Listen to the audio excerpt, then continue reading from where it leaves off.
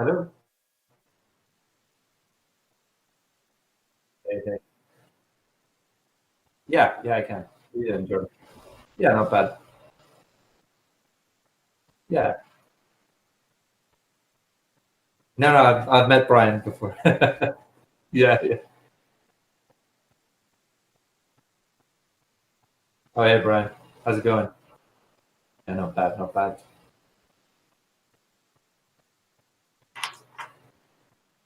Right. Oh, how are things? I was doing well until about 2 weeks ago, at which point my brain just went, nah, I need to go out somewhere. I need to sit in a cafe or something. But I kind of hit a wall like 2 weeks ago, and I emailed all my editors and I went, guys, I need a week. But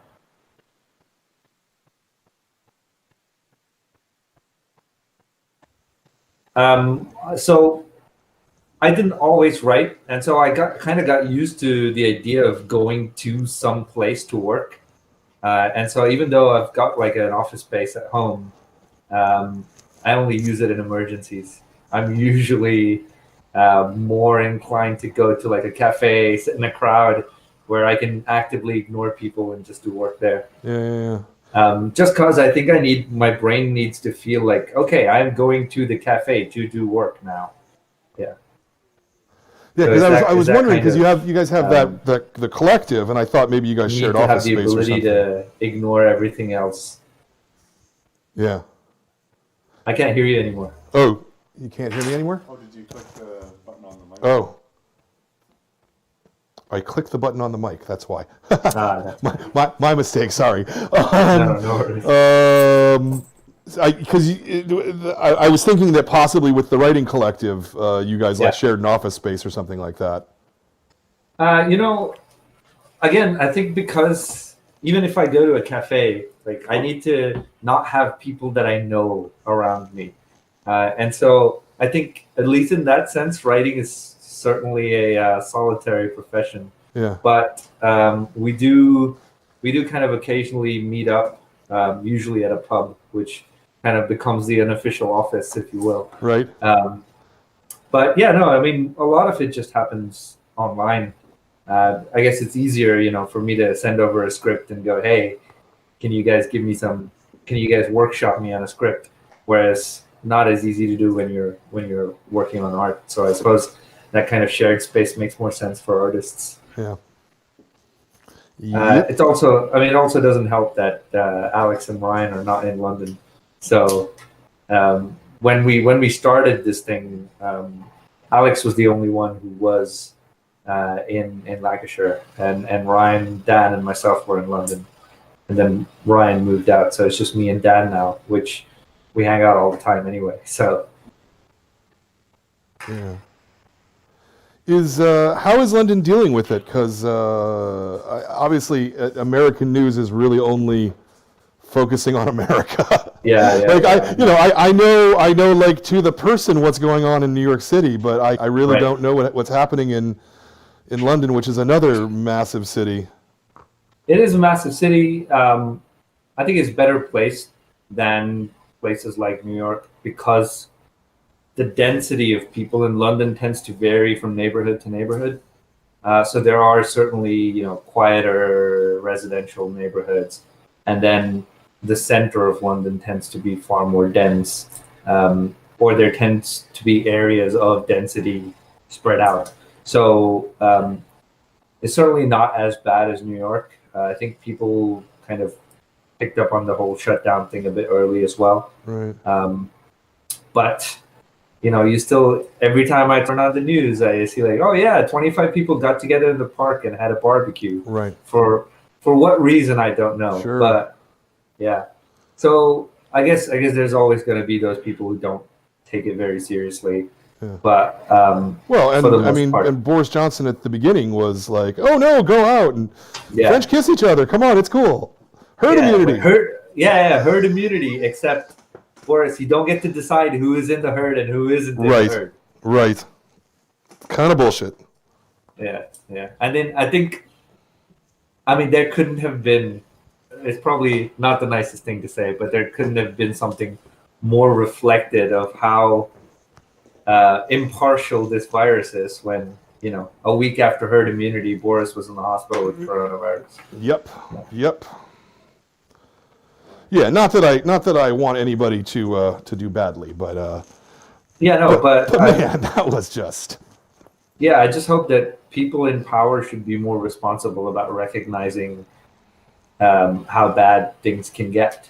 Sure. It's easy to look at numbers and go like, oh yeah, well, we're keeping the numbers low, but it kind of, when you take a pause and recognize that each number is a person, Yep. then that's a different consideration. Surely is. I mean, I know Anand got it rough in India because having grown up there, I know how hard it is to impose something like a lockdown there. So I'm just waiting. I know there are numbers coming out that are already pretty concerning, but man, I'm waiting for like something to hit the fan at some point. I'm gonna go, oh my God, there's so many numbers, there's so many people affected by this. So hopefully that doesn't happen. Yeah, and the caste system is still significant in India, yes? If I understand correctly? To an extent, it depends really on where you are and what part of Indian society you are in. Obviously, more metropolitan areas, at the very least, you can say people are more educated about it. So it's less incident, less overt. The more you go into rural India, that those differences really start rearing their head, and it can get pretty ugly. Well, sure, but I mean, one of the things I really got from the book was the economic stratification, and that it's much more severe, or at least in the fiction of the book than it is in America, certainly, and it strikes me that makes a pandemic like this much more potentially dangerous. Yeah. I mean, especially parts of the book obviously are set in these kind of slum type areas. And Mumbai has one of the world's largest slums right next to the international airport. So every time my flight lands down, I see just tin roof after tin roof going down. Places like that, like it's almost next to impossible to implement a lockdown, if you will. Yeah.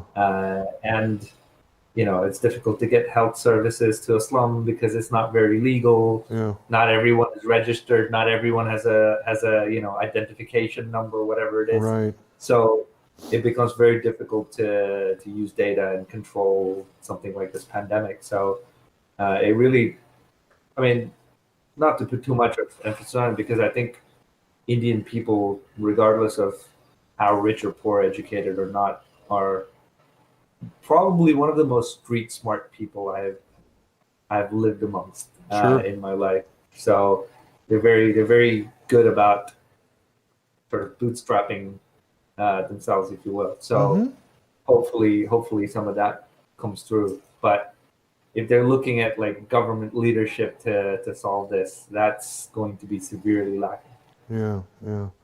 Well, let's put a pause on that one, just because I feel like we probably talk a little bit when we're talking about the book, right? I mean, it's all connected. What else? Are you still doing a lot of work for DC?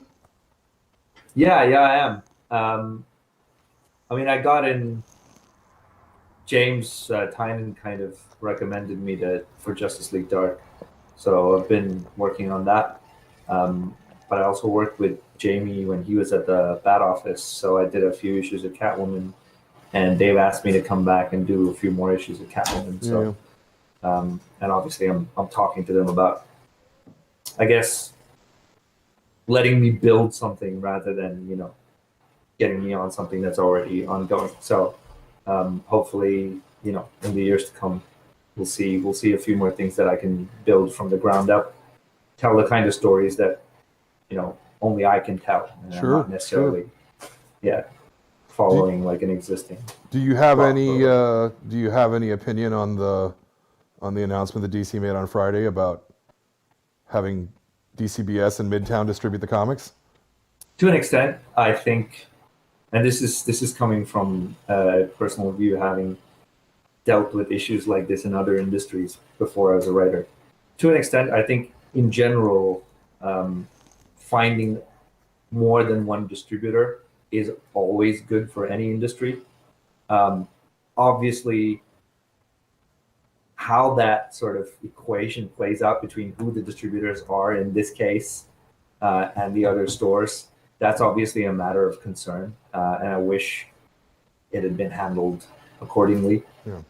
But I think in general, getting books out to people is an important thing because, yes, obviously, not all places are open for business yet.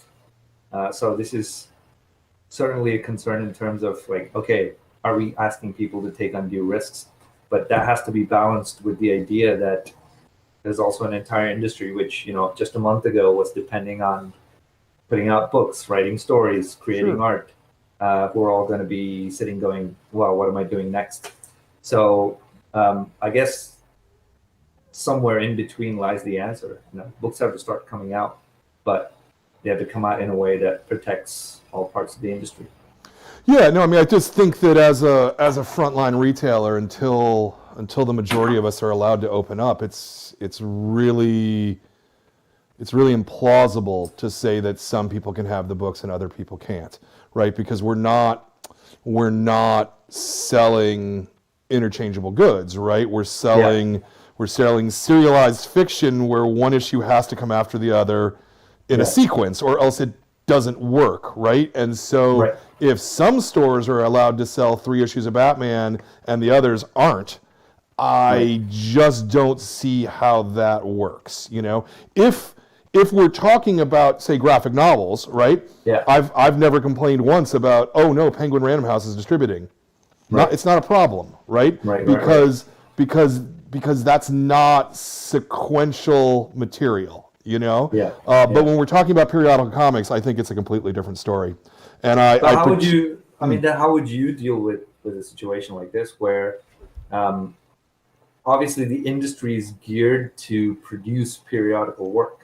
Sure. So wherever it bottlenecks, if the industry has to sustain itself, over a period of 2 or 3 months, I mean, frankly, I hope things will start sort of easing up a couple of months from now or something. But if that is the case, then how would you deal with an industry that is geared to keep producing work, but suddenly can't? Sure. Well, so what I think is that the vast majority of sales of comics are in major cities. New York, Los Angeles, Chicago, London, San Francisco. While these places are shut down to trade, it doesn't seem plausible to me to let stores in Arkansas sell them. It just doesn't. I personally would not restart distribution until something greater than 75% of the venues are opened up. Again, just from a basic fairness component to the question. I absolutely understand that that there's a lot of people that are involved here, but I also tend to believe that the parent corporations of Marvel and DC particularly, have the money to get through this, have the money to keep paying people to create work. Corporations always have the money. Sure, exactly.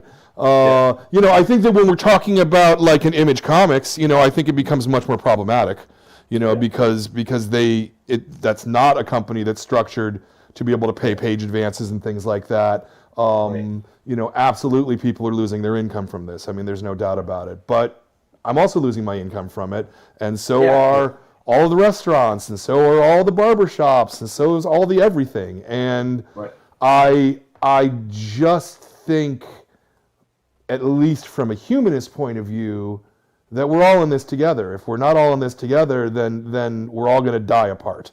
And so, until shit reopens, everybody's got to do their part. And that means that we all have to take our hits, No.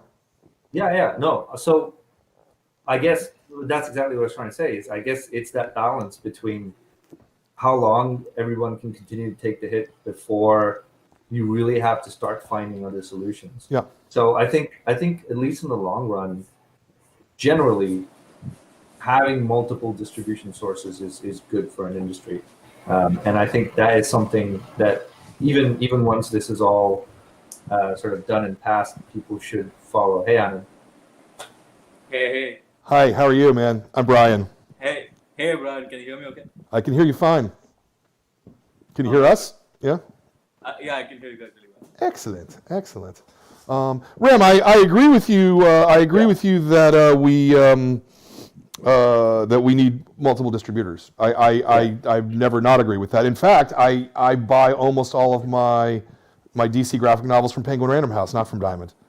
Right. You know, just because I've been trying to do my part on that. You know, Right. but I think that trying to So actually, what I actually think is that this is not actually about getting small stores, and by small I mean anyone who's not Midtown and DCBS comics. Right. I actually think that is all just kind of an illusion. And what they really want is they just want their number 1 and their number 2 account to open up back again and to do digital comics. That's what they're trying to do. Because they were willing to throw us to the wolves, DC in particular, to do digital comics a month ago.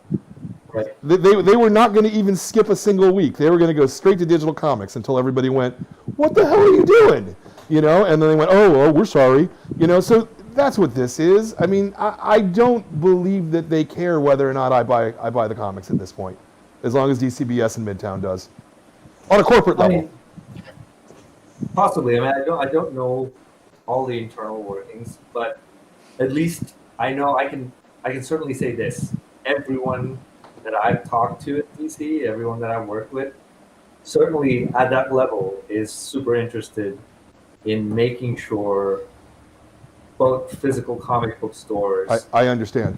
We're actually after time, aren't we, Jordan? Yeah. So let's reset and start the show. Jordan will tell me. Sounds good.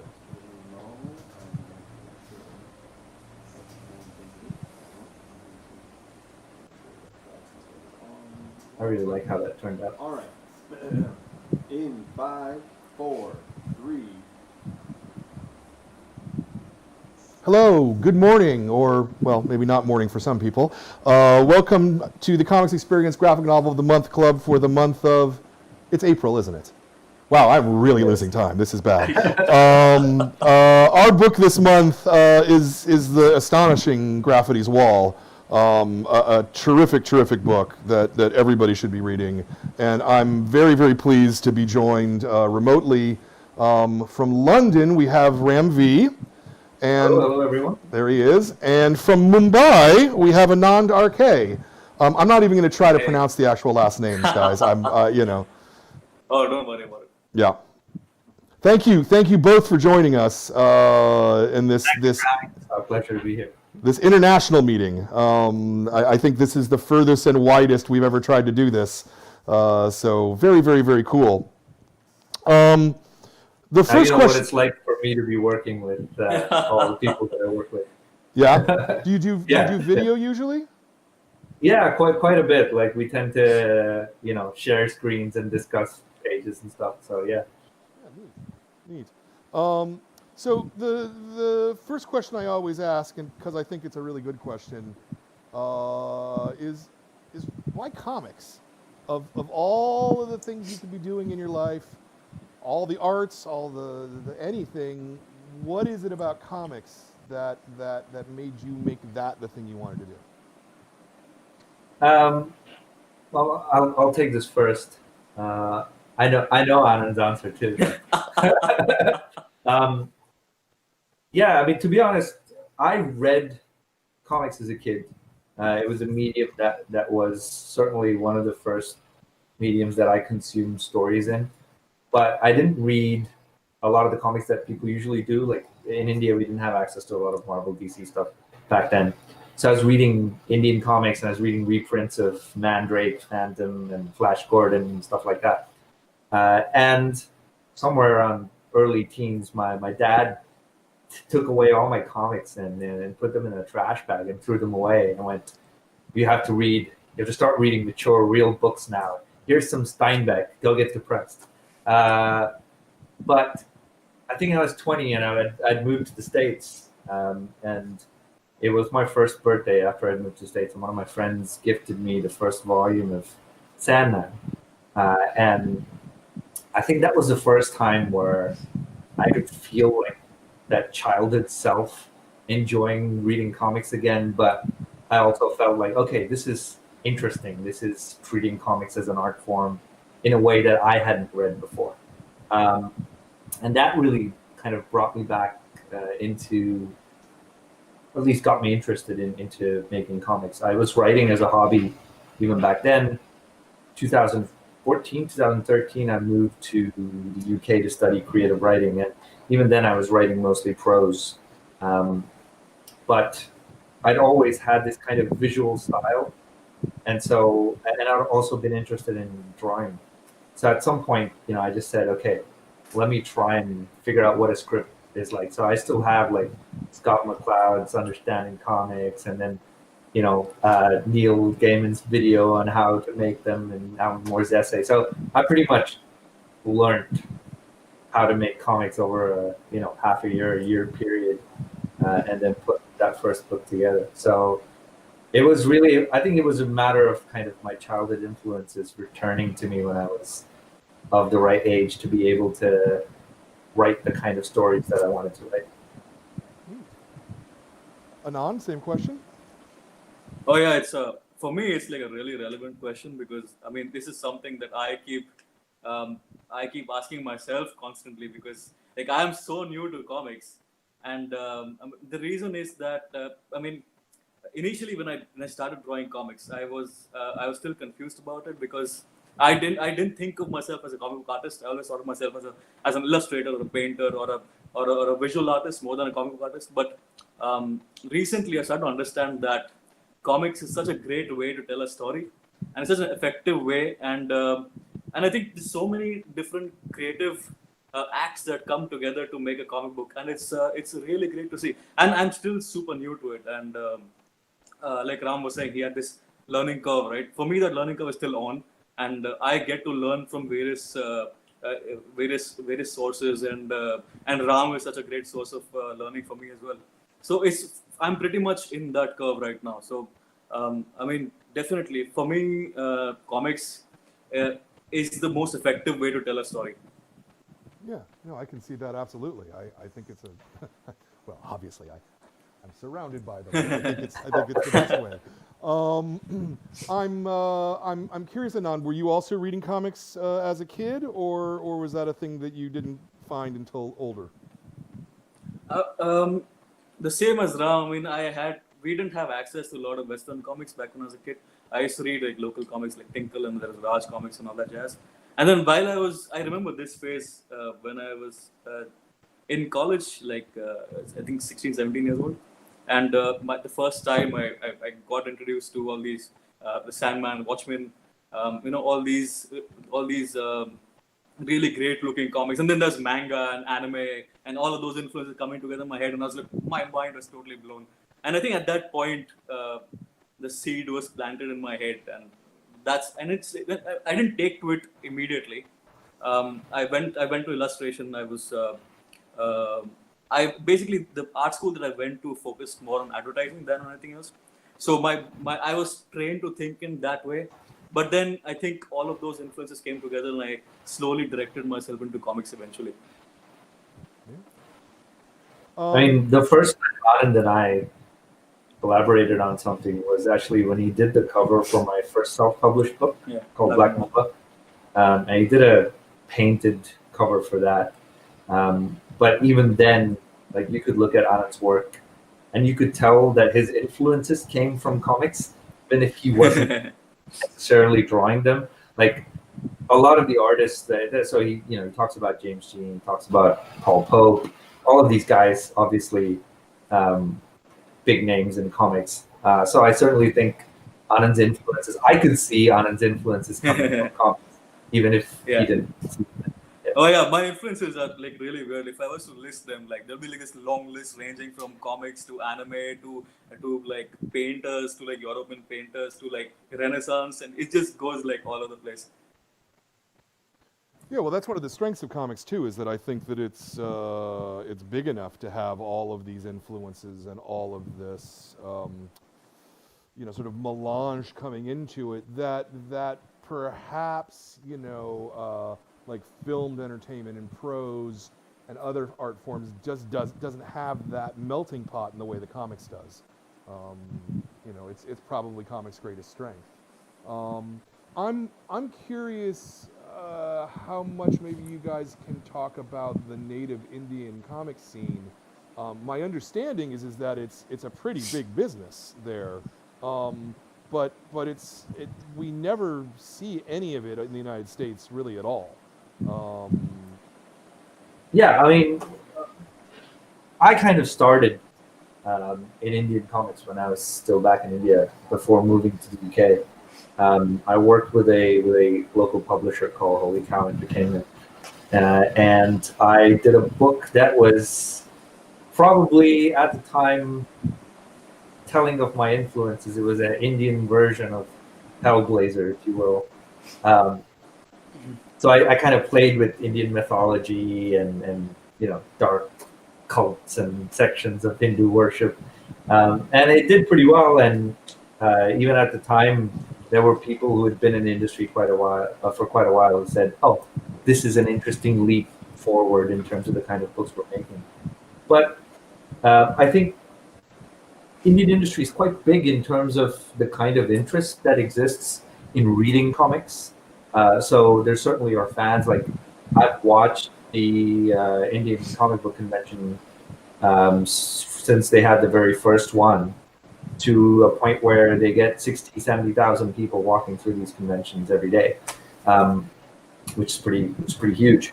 But I think part of the reason you don't see it beyond India is because the publishers there are very, very limited in that they're either fans of DC and Marvel who decided they wanted to publish books, and so end up almost pigeonholing their creatives into doing these paler versions of DC Marvel books. Or you have publishers that are really going down that indie track, but what that does is it means you're trying to sell to a very niche crowd. So unlike someone like an Image or a Dark Horse or a Boom, we don't really have publishers there that are doing independent content but still selling to mainstream readers. And I think there's also a dearth of Indian voices in storytelling. In that, even the Indian film industry, if you take it, or writing to an extent, has been very saddled by its colonial history and baggage. So we tend to make the same kind of films. We tend to tell the same kinds of stories. So it becomes very difficult to find someone doing really original work in India. That's not to say they aren't there. I mean, look at people like Anand. Look at there are studios in India making interesting work, but you find yourself kind of working in a small niche, and there's no real way to bridge that gap between telling those stories to a niche crowd versus telling those stories to an audience that can appreciate them beyond just your orders. Having said that, though, I mean, because there's this absence of big players in the Indian market, creators are coming out with this really creative way of telling stories. Like I see this huge boom of zine culture right now. So we see a lot of festivals in Bombay and other major cities in India where they sell zines. They make small, inexpensive zines and sell them. And I think it's quite ingenious in that it's really effective. It's cheap, and it's quite widely marketable. Certainly. Are there a significant number of comic book stores, or are they sold on the newsstand, or what's the mechanism? To be honest, there really aren't. I don't think there is a dedicated channel for distribution of comics like there is for the US and UK. I think Indian bookstores in general, at least the sort of bigger mainstream ones, don't even understand how to shelve and sell comics, if you will. Certainly not in the sense of like the periodical floppies. That just doesn't exist at all. But with graphic novels, I do think there are bookstores that stock them. But again, I don't think there are enough people with the sensibility to go, okay, these are the graphic novels that we should be selling, and this is the kind of stuff that we should be. I don't think there is that sense of curation yet. So you find like the super popular stuff in Indian bookstores, but I find if I were to walk into a big bookstore in India, I would find it difficult to find locally made or even locally relevant graphic novels on the shelf. Yeah. Yeah, well, with any luck, time will change that. I mean, certainly. Yeah, I think it's in the changing. United States, even 10 years ago, it would have been nearly impossible to walk into a bookstore and find a well curated, selection of comics. So these things do change over time. Oh no, and I think it will change.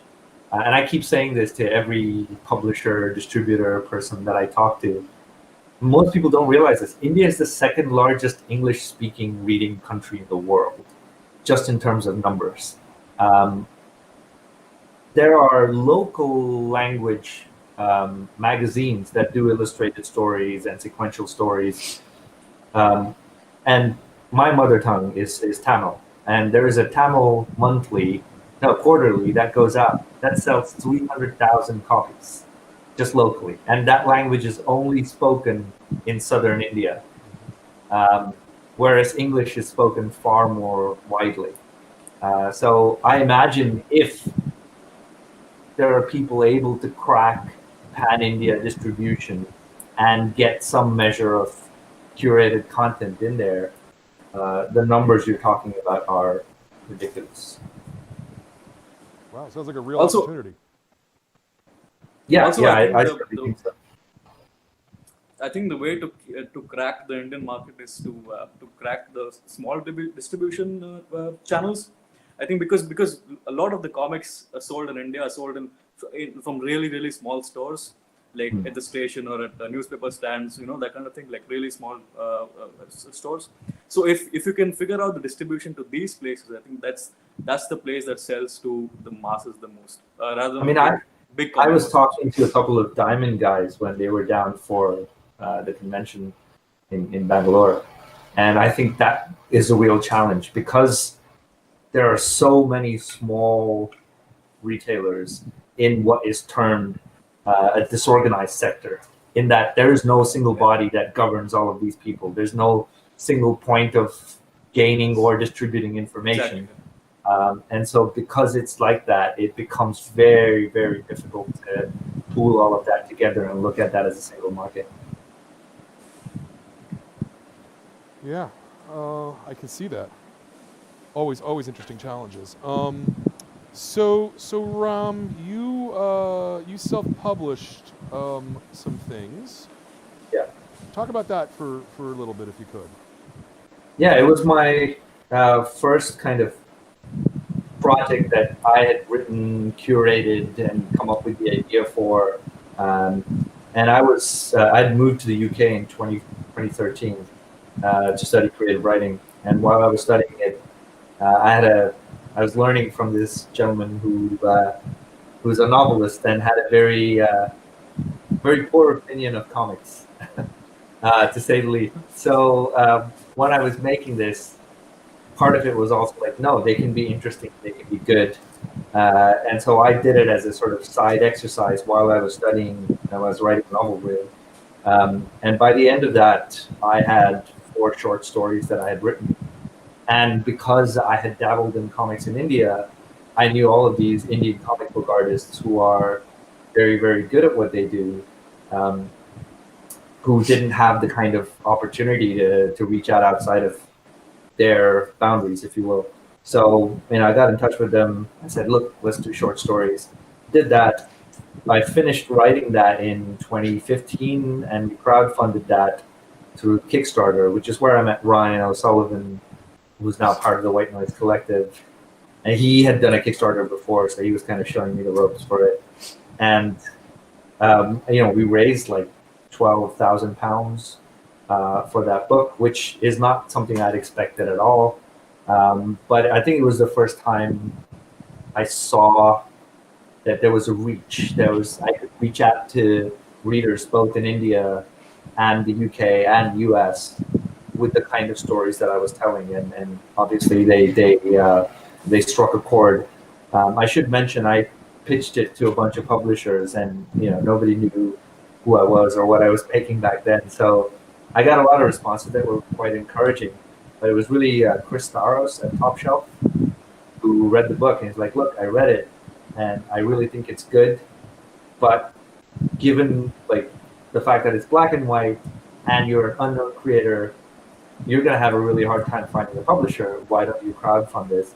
It was really him responding that way that made me go, "Okay, this is a person who seriously read this book and had something to say about it." I also remember walking around Thought Bubble with 5 or 6 Xerox copied pages of this. And I always tell this story because I think it's really interesting. I knew Ron Mars from his Indian comic convention appearances. And so he was, it's not Thought Bubble, sorry, this was London SuperCon.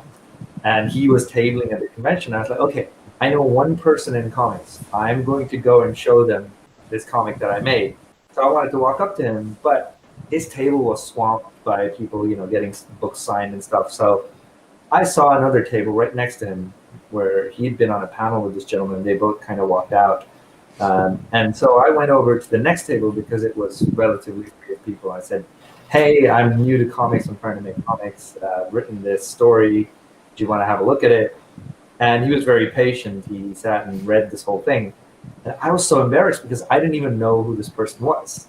So he said, "Look, you certainly have a writer in you. You should stick with it. Maybe get a professional letterer, and you should put a book together. And once you have a thing in your hand that you can show to other people, it shows you're serious about making these books." So I was super thankful. I was so encouraged by the fact that it said that. I went back and looked up on the festival program who that was, and it was Paul Levitz, who had just a year after he had quit being commissioning editor at DC. And so I was like, well, if the commissioning editor for DC for the past decade thinks I should stick with it, maybe I should. Yeah, no, absolutely. Wow, I'm actually kind of shocked that Paul wasn't swamped with people around him too. Yeah, I don't know why. Maybe because it was London, so the festivals tend to be a bit smaller. But he wasn't swamped. I walked up to him, and I haven't met him since, and I've told this story everywhere. So I'm hoping like it gets around to him before I meet him next time.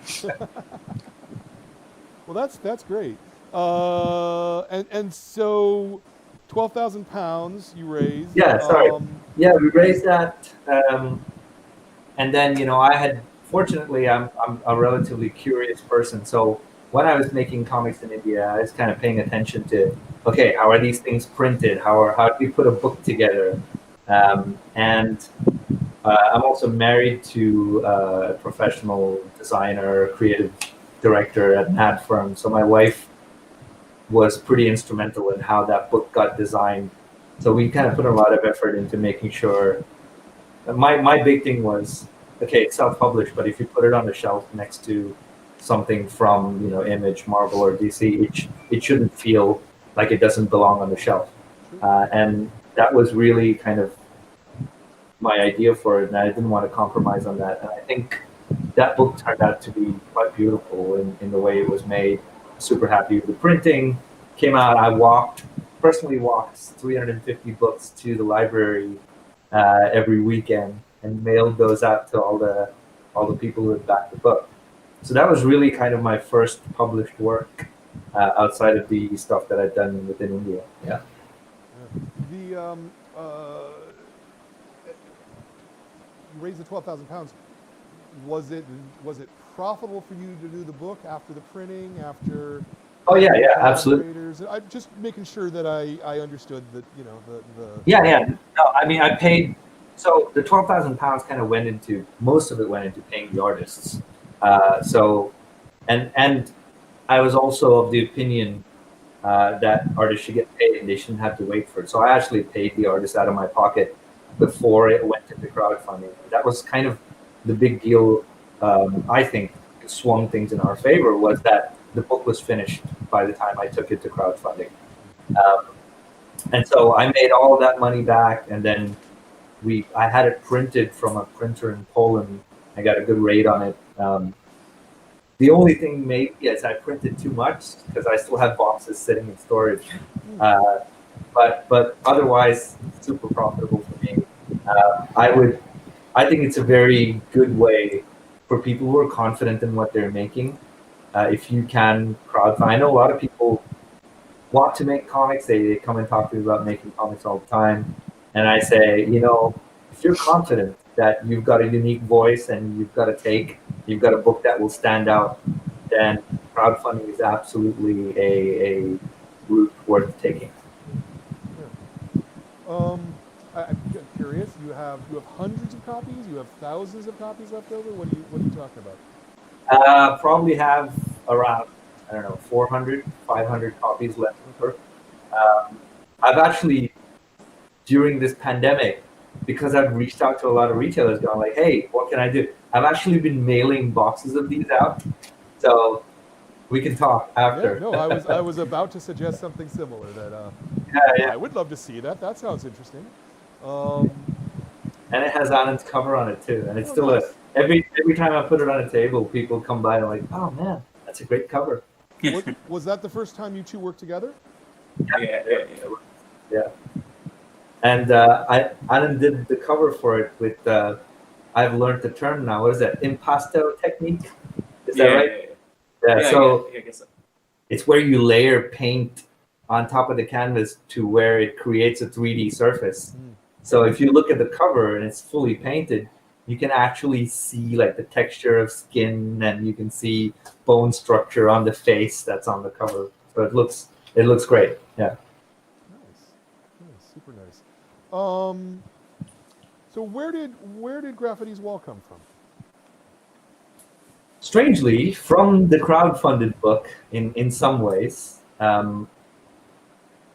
Actually, it kind of came together in a way that a lot of my ideas do, in that I have very disparate ideas that somehow seem to amalgamate together into like a good combination to make a book.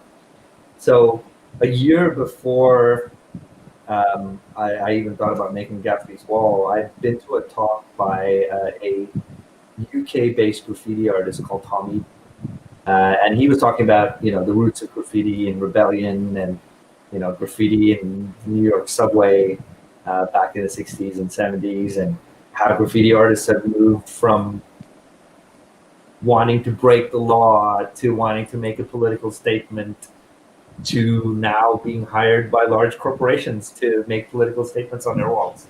So the art has changed, obviously, but a lot of what he said about like rebellion and graffiti starting in places where there's poverty and strife, that kind of put the idea in me, like, okay, why don't we do a book around graffiti in India? Because I know painting and drawing and graffiti in Mumbai and in cities in India is a thing, but no one seems to talk about it.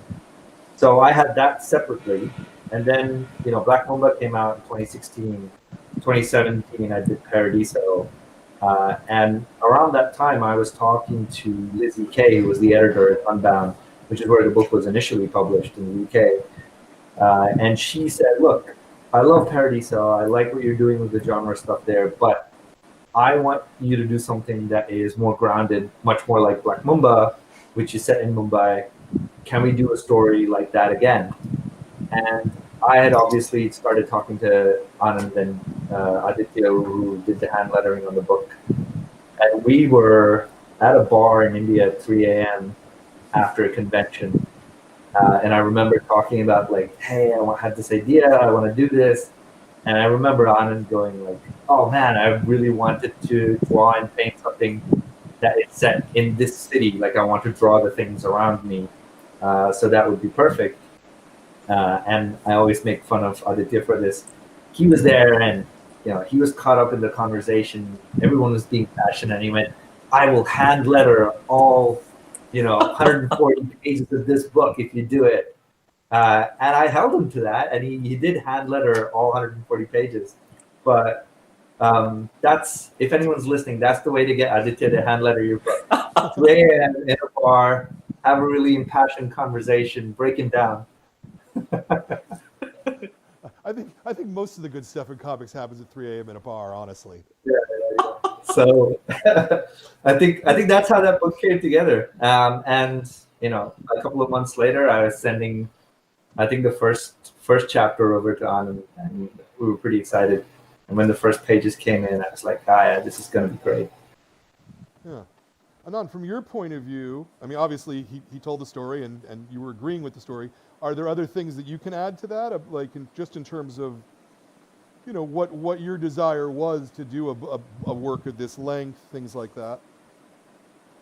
I mean, around the time that Ram put the idea to me, I'd already been really wanting to draw a book about Bombay in the first place. And also, I think incidentally, around the same time, we had started to hear about a rap in India and other street cultures like graffiti, and we really seeing artists rap in Hindi, which is the national language here in India, and other languages in India, which is really a cool thing to see, because all this time we always used to listen to rap that was in English, and but then when this came about, it was around the same time when we started talking about Graffiti's Wall. So it was a nice little, and I was really pumped. So and even the art, like when I first started drawing it. I was before we started drawing Graffiti's Wall, we did about 10 pages for another book called Radio Apocalypse, and I was testing a style for that, and it was this really detailed linear style, lots of information in the drawings. For Graffiti's Wall, I changed things around a little, because I knew the tone of the book was a little more lighthearted and a little more fun, so the expressions were more exaggerated, and things were more fun basically. And so I was really excited to put this to test as well. So the first few pages was really fun to draw. I mean, people don't realize this, but this is Anand's first comic book of any length. It's my first book. Yeah, which is quite a statement, to make your first book like a 120-page book that people have appreciated, and people have loved Anand's art in it as well. So I keep telling people, I think Anand's going to be like a master in the years to come. Yeah. If he continues to have interest, having to convince him to hey man, we should do another comic. Oh man, I want to paint something. So yeah. Yeah. No, I think it's a very ambitious book as well, both in scope and in tone, and I would not have guessed that you were this little into your craft, Anand, by seeing not just the specific illustration, right, but the storytelling flows like someone who's really read comics and has really studied comics for a much longer time than it sounds like you actually did. So I think that comes from all the talks that Ram and I have had since I started drawing, because this was my first book, I barely knew anything about how to draw comics, and Ram and I have been constantly doing a to and fro about drawing comics, and we from the time we start on a page, there's so much to and fro going on there. Nobody else sees this, but oh my god, that it's a lot of. I have taken a lot from Ram about comics. I mean, you were talking about whether we video conference often.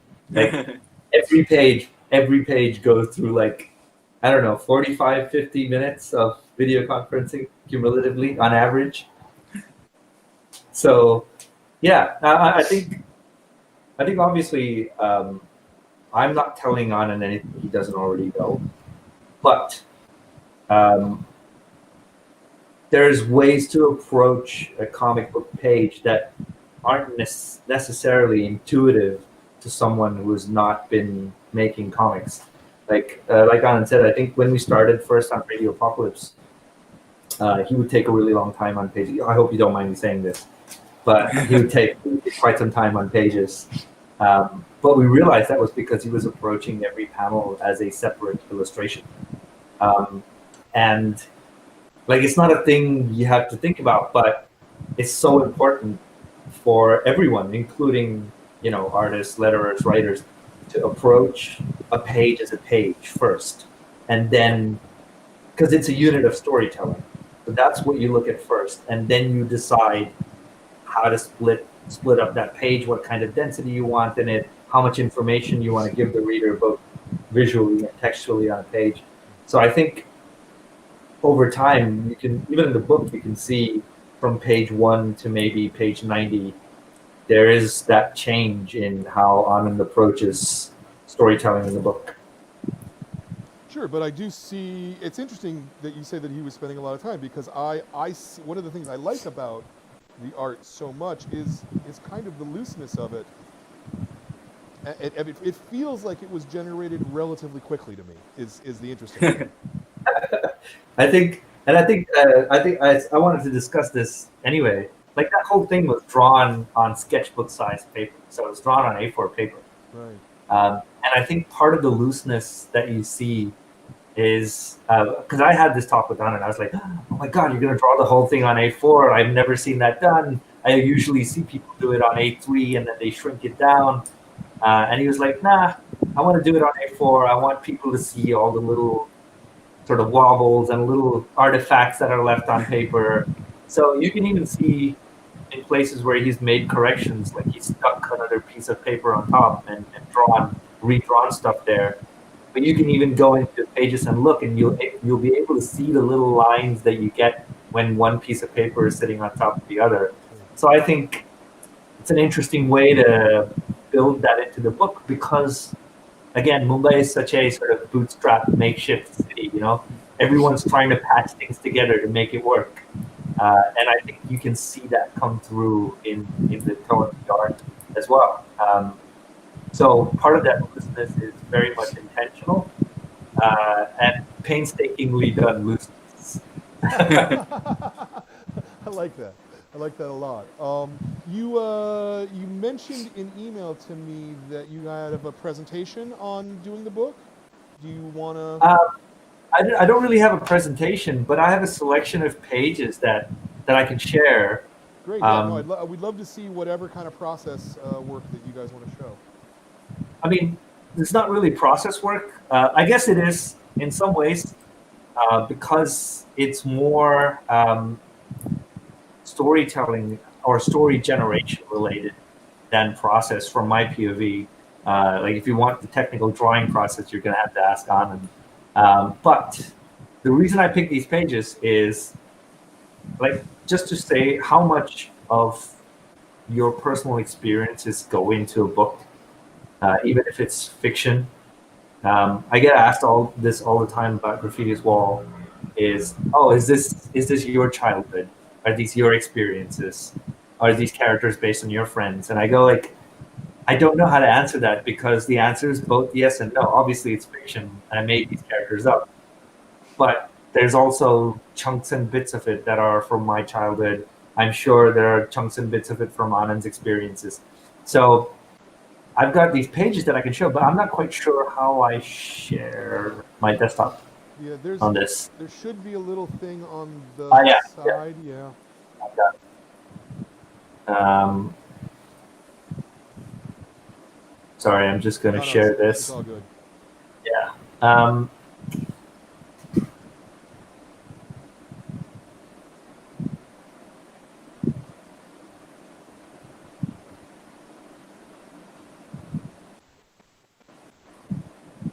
So I think this is one of the, I don't know if you guys can see it, but this is one of the first pages that Anand and I really spent a lot of time on. And it's actually based off of um, something called chawls in India, where they're these kind of makeshift structures. They're not quite slums, they're not quite buildings, but they're these kind of box-like structures with multiple houses like right next to each other, just one or two rooms. And I think both Anand and I, having grown up in Mumbai, have grown up next to these places. And so you can see there's so much acting on this page, on every tier of the chawl. And all of these, I'm willing to bet, are both from Anand and my personal experience, in a way. Right, Anand? Oh yeah, absolutely.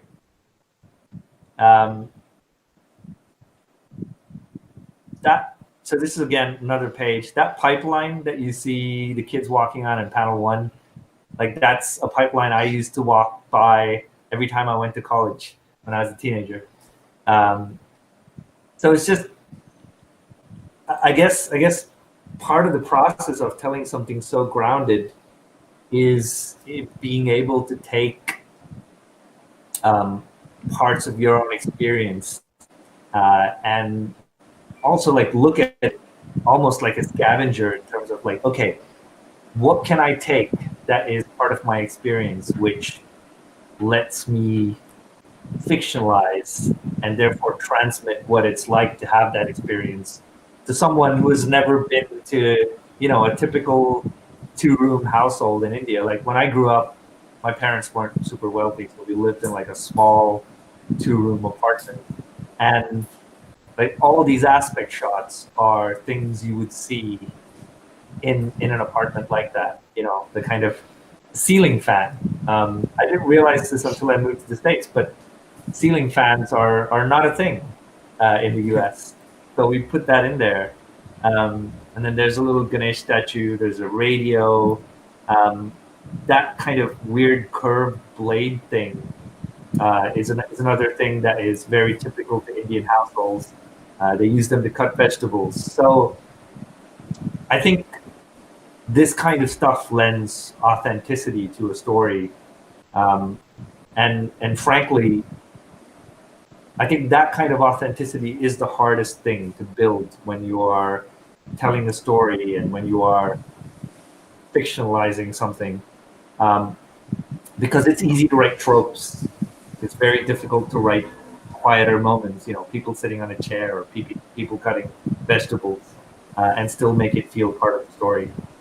Anand talked about this a bit before. So around the time we were writing this book, India had this kind of surge of hip hop in Hindi and English, and we wanted to do something with that. So we did these couple of pages that were essentially 16 and 16, 32 panel page. I apologize to Anand as soon as I wrote the script.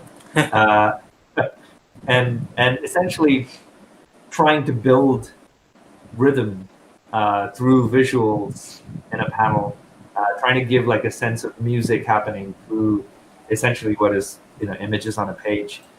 So we thought that was pretty interesting. Again, I wrote that rap both in Hindi and English. We never gave a translation.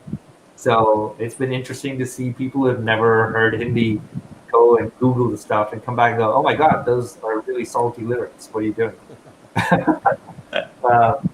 So that was, again, experiences that are difficult to convey about Mumbai without exposition. So I guess that's the kind of stuff that we were trying to replicate. This is straight out of my childhood.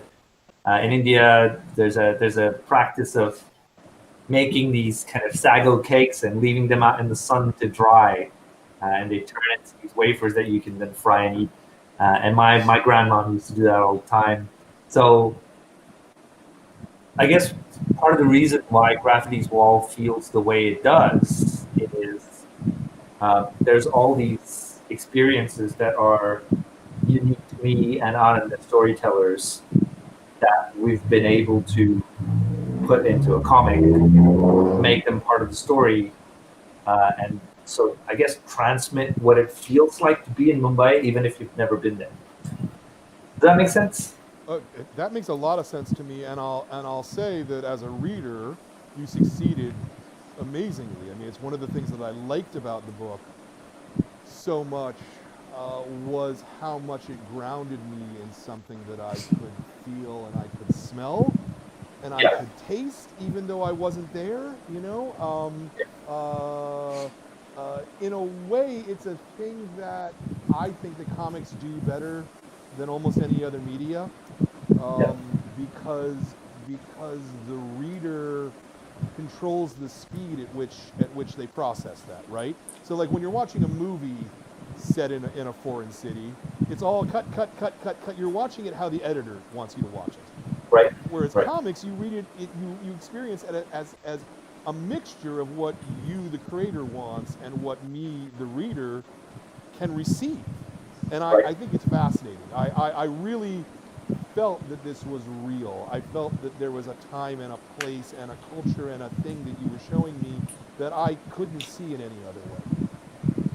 Yeah, and even when we were making this, I think Anand should talk about this, is we made choices in terms of like what is an authentic thing that we could put into this panel which people will not have experienced elsewhere. Yeah, I was just going to talk about authenticity, in fact, because I think the effort was to not soften the blow in any way, and because when we were drawing, I didn't have it in mind that I was drawing for a Western audience or for an audience that hasn't been to Bombay or to India. So I wasn't trying to hide anything. I was trying to just show it as it is, and like it just struck me, in fact, like after so many years of having drawn it, that there are so many elements in there, like the ceiling fan and the knife, the thing that you cut vegetables with, that people outside may not have seen that. It didn't even strike me until just now. So we, at no point did we actually try to take things out of the book that we thought, oh, this audience may not understand that, so we should probably take it out. We never had that discussion, and neither did we exaggerate, because I see this a lot in cinema and television. I mean, certain aspects of the country are exaggerated for a Western audience. We didn't want to do that. We wanted to keep it as is. So it's a mixed bag, to be honest. There is poverty, yes, but it's not exaggerated at the same time. It's not dumbed down, or it's not made blunt for an audience. Yeah, no, that makes a lot of sense. Let's talk about setting up specific pages, and I actually think that your samples there of the wrap pages are a really good place to talk about how you structure, both as a writer and as an artist, that flow to show something that's essentially unshowable because there's no sound. And you did it very successfully on those pages. I mean, those pages flow. They have movement that's specific to that culture of music, right? And so, can you talk about it a little bit? Yeah, I mean, when I first had that idea, I just messaged on him like, hey man, I'm gonna write a rap to open this next chapter, and we laughed about it. But I can confidently say this obsession of intersecting music and visual elements of the art has been a thing that I've wanted to do in comics, and I've always tried to do in a lot of my comics. And this goes back to the question of why comics, right? So I think, and I'm sure Jonathan Hickman agrees, I think a lot of designing comics narratives is actual design. And that design is not something that only comes up when an artist is looking at the script. It should be part of the design of the script and the narrative as well. And the way we are transmitting music through those pages is through the way that page is designed. Like if you look at that panel grid, just by putting a grid there, I've already set an underlying rhythm to the page, because every panel is a certain width, every panel is a certain measure of information, and so you are going to read them in a rhythm. also then, with the rhythm of the music in my head, we decided which panel should have visual cues for music or for a beat or for some kind of rhythm. And then in juxtaposition with that, which panel should have lyrics in it. And so it is that level of design that goes into those 2 pages. So by the time you get from beginning to end, at least the hope is that somewhere around the middle of the first page, you already have a sense of rhythm with which you're reading those pages. Anand?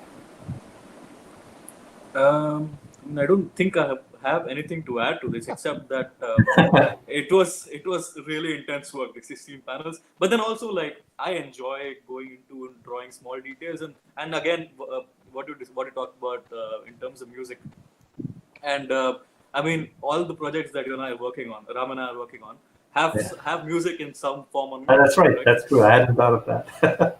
Yeah. So Blue and Green, the new image book, has I mean, that's basically all music. And Graffiti's Wall had a ton of music as well. So all these projects have something to do with music. So I think I've gotten kind of used to having music be a part of the art. Of course, different genres of it, but music nonetheless. So let me just sort of ask about a specific. Sorry to interrupt you, but my video is completely frozen. So any way I can reset that and come back to you guys?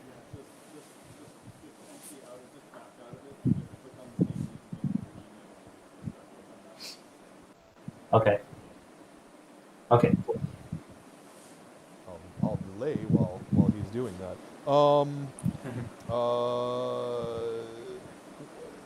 Actually, I don't want to ask the question when he comes back though, because then I'm sure he's got an answer to it as well. No, let me ask you though, since you do it. One of the things that that I'm noticing throughout the book is you don't break the panel very often. The borders of the frame very often. You do it in a couple places for emphasis, but particularly on this rap sequence, you're breaking the frame and you're breaking the panel constantly, and it's almost always with a beat or with the gesture, the sound, the dog barking, the clapping, the hand coming out. So the breaking the panel borders, was that a conscious decision on your part, or did it just work out that way? I think both. Like, it was conscious in that it did contribute to the whole idea of beats, like Ram was talking about with the spread. But also, some of it was just a decision on the go. Like, it worked while drawing, so I went with it. So it's kind of both. Like, it was planned at the same time. I did do it on the go as well. Yeah, there's also like this really interesting balance between my scripting and the way Anand puts it on it, sort of translates that to a page, in that I tend to favor very structured looking pages. I like the idea of everything fitting neatly on a grid and everything's kind of bound by its boundaries, if you will.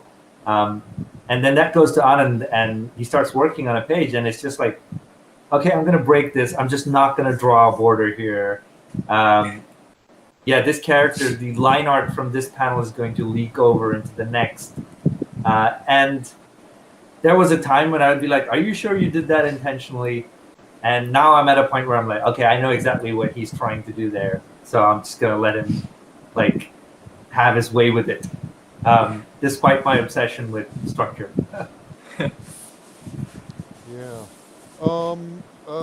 We're generally on a three stack.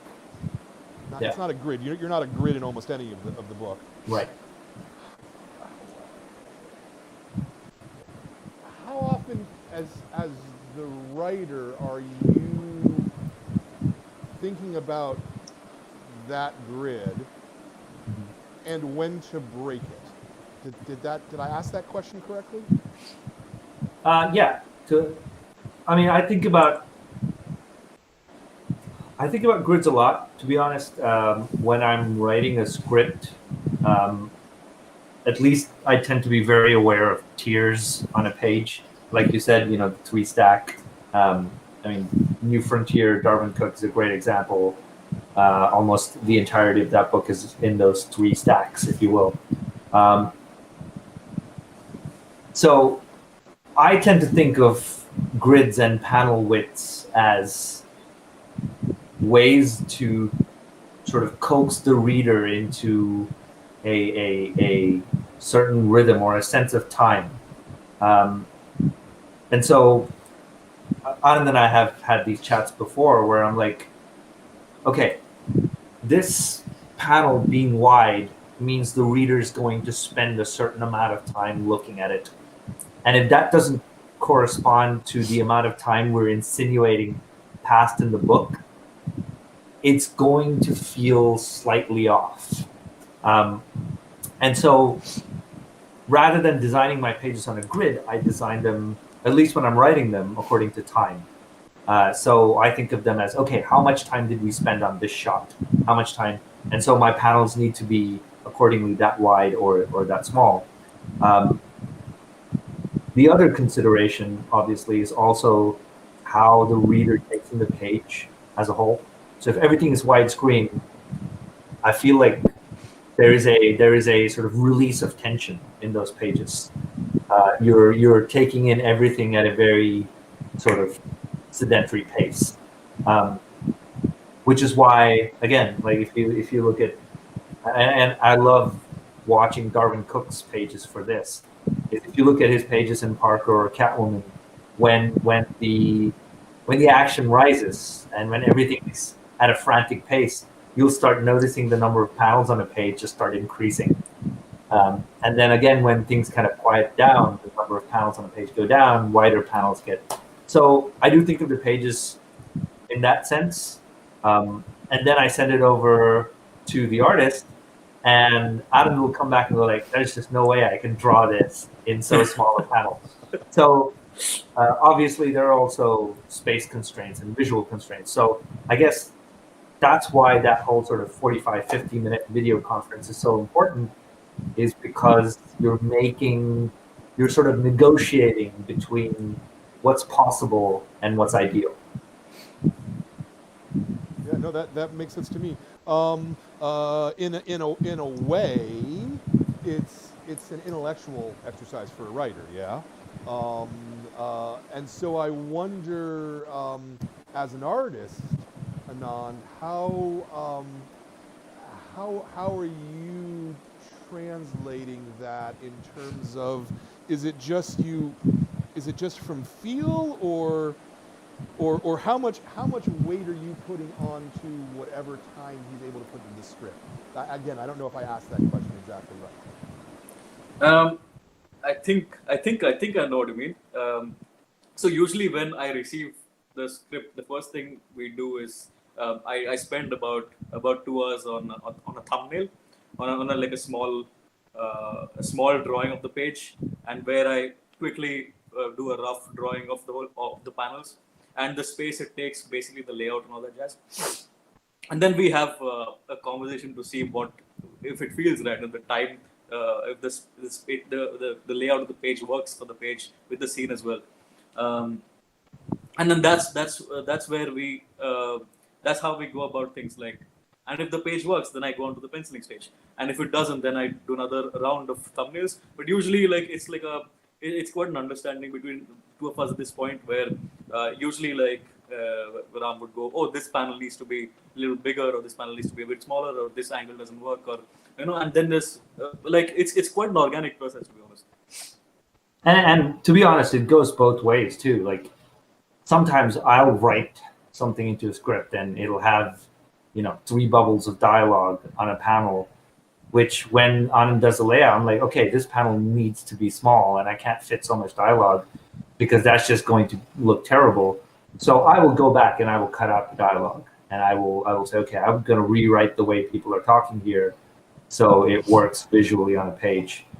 And that's why, so many times it's a very popular discussion to have, who's the storyteller? Is it the writer or the artist? And like, even if you're even thinking of having that discussion, you're doing it wrong. It's like saying who's more important, John Lennon or Paul McCartney? No, the sound. If you think about the comic, it's the song. People should just hear the song. They should not be hearing a vocalist. They should not be hearing a guitarist. And so, at least I believe that if you're going to produce a book, the line between where the writer's script stops and where the artist's interpretation of it begins should almost never feel like it exists. Yeah, no, that makes a lot of sense. Let's talk about the blank page maybe for a few minutes.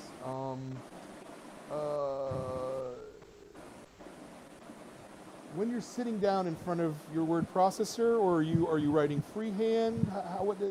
When you start the writing process, Ram, what do you do? Are you laying out a story structure? Are you just starting from panel 1 and just starting to write? How does it work for you individually? I do something called a rambler, which is exactly what it sounds like. It's just me rambling, and I don't let myself be sort of constrained by, oh, I need to describe a panel. No, if it's in my head and I just need to write down the dialogue, then the dialogue goes there. If I can't think of a dialogue, but I know what goes in the panel, then I'll describe a little bit of what goes in the panel. And so it's just a wall of text on a Word doc, or it's just a wall of text in a notebook. I tend to do it more in notebooks just because I think the ability to doodle and the ability to sort of just scrawl in the margins is important as a creative process to when you're trying to formulate what goes in the story. So I do that. Once the rambler is done, then I'll start looking at, okay, how do I chop this up into pages? Like, I don't know that this page has to end on this line, or it has to end with this visual. I can't carry over that, which means I know where my page ends and I have a finite amount of stuff I can fit in the page. Then comes the decision of, okay, what do I take out? If there's too much dialogue, too many visuals. Once you've done that, then you've kind of portioned my Rambler document into pages. And then from there, I go straight to scripting, because then it's super easy for me to go, okay, I know what stuff happens on this page, so I can fit that in. The last thing I do then is to go, okay, page turns, right? So reveals have to be on an even numbered page, although now with all the advertisements, I don't know. But at least in a graphic novel where you have control over how that's experienced, you want to put page turns on a page, you want to put reveals on a page turn, or you want spreads to kind of mirror each other, even if they're not really a double page spread. So sometimes you get to do, again, because comics is design, you get to do interesting stuff like that. Yeah, once that's done, the script is ready to go. I'll go through it all once and make sure I cut down at least 15% of the text. Wow, so it sounds like you're going through it 4 or 5 times at least then. Yeah, pretty much. And on a book like GRAFITY'S, are you thinking about, or were you thinking about page count, length of chapter, things like that, or because it was structured as a graphic novel, you were just going to have scenes last as long as they needed to? It was less of a concern. To be honest, like, I always find 20 pages far too small to tell a story, and I wish it was the case where, you know, the story demand decided the number of pages that went into something, and because we're kind of, at least with the American comics, people tend to come in with that sense of like, okay, each chapter is an issue or something. I tend to go the opposite way. As soon as I know I'm doing a graphic novel, I'm like, I don't care how many pages this chapter is. It's going to tell whatever it's going to tell. It's going to linger on pages for however long it has to linger.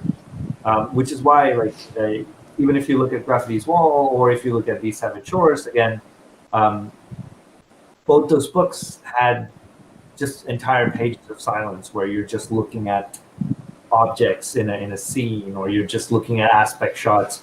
And the reasons they'll exist is because my brain is not telling me to worry about space constraints.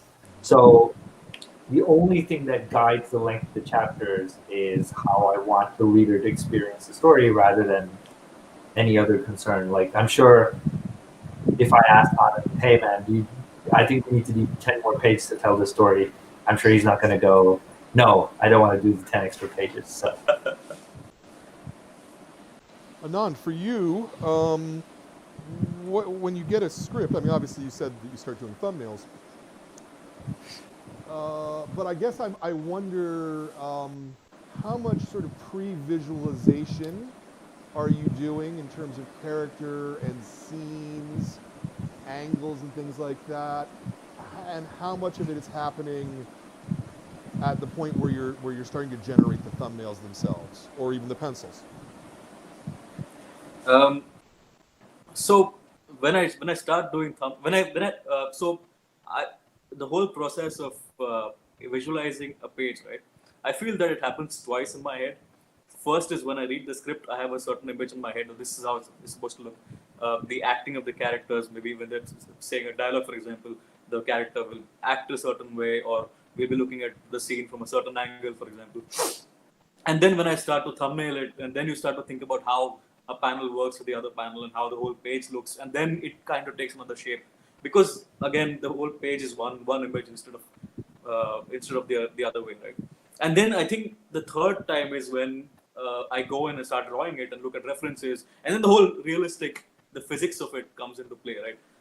Like how a certain image looks, how a certain scene looks from a certain angle with references, and how the perspective would happen. All of those technical stuff coming into play. So I think the whole visualization of a page happens thrice in my head. Yeah, I think that's it. Do you work purely on paper? Are you doing things digitally? What's your process like? I try to keep all of my drawing traditional on paper, and most of my colors happen digitally though. Your thumbnails, are they teensy tiny little thumbnails? Are they kind of semi full size? Like, No, they're really this actually small. fascinates me because every artist gives me a different answer. I'm always fascinated. Oh, by my this thumbnails are these really ugly things that I've never showed to anybody else. Only Ram sees them, and only because he has to. Nobody else is ever going to see them. Also, like, you can, and this is coming in as someone who sees Anand's work, not necessarily is going through the process as he makes it, right? So when you get the thumbnails from Anand, you can, because he's very good about not cleaning stuff up for you. You can actually see his thought process if you look at a thumbnail, because you'll see all the other angles he tried, and then the one that he finally decided to go with.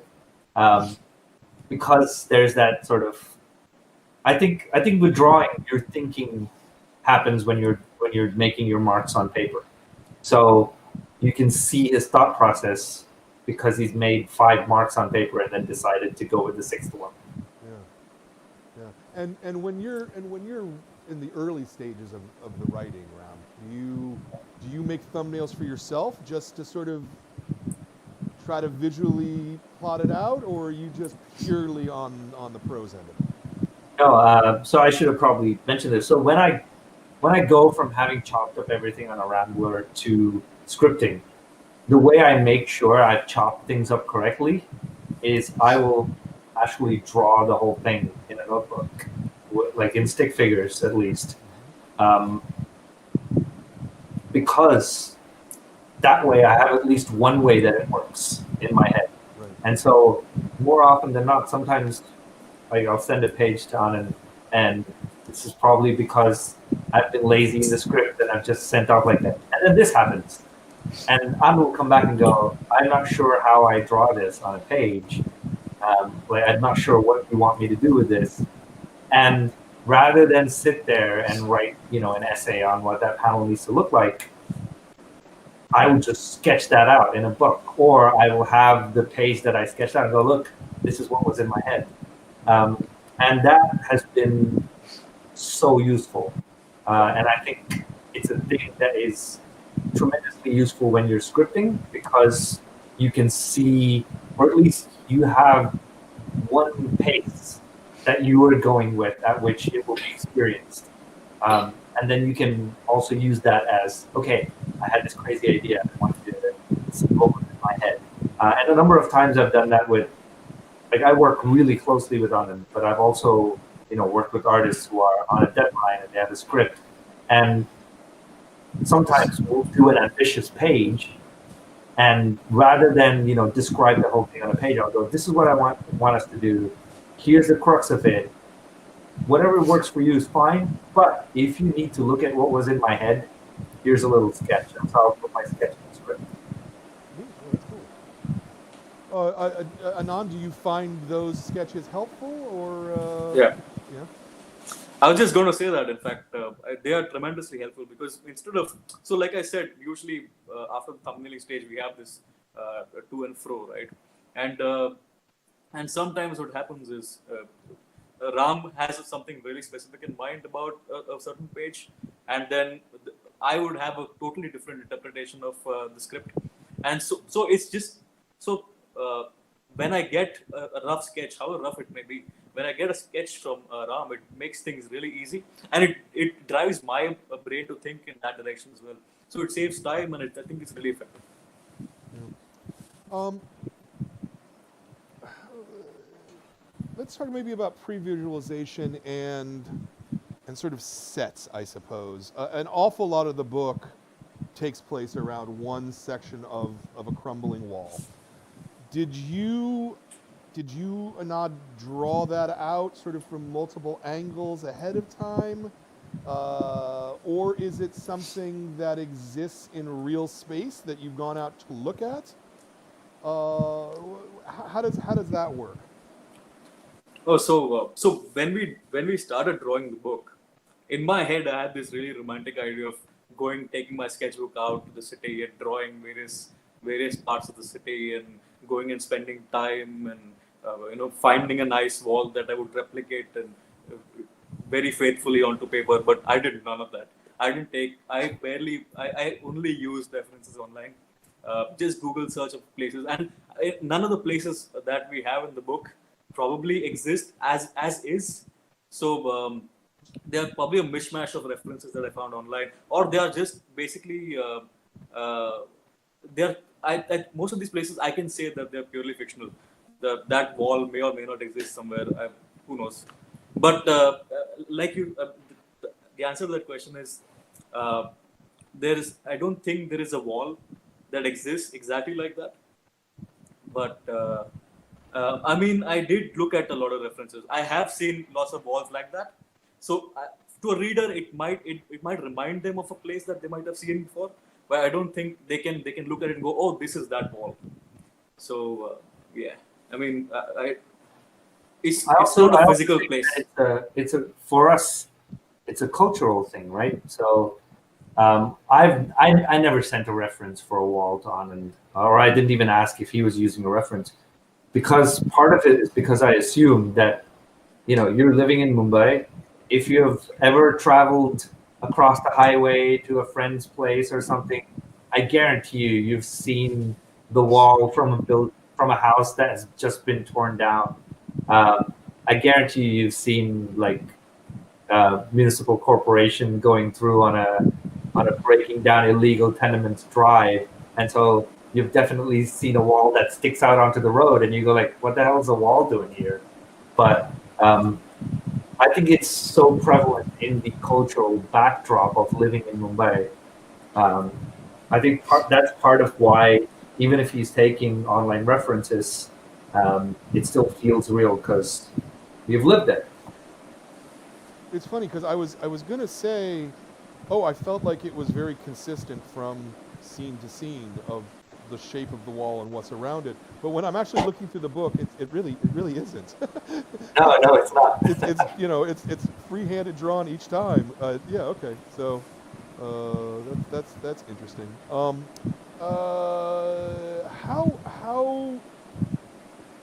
obviously there's some. Sorry, Brian. I'm losing your voice. I'm sorry.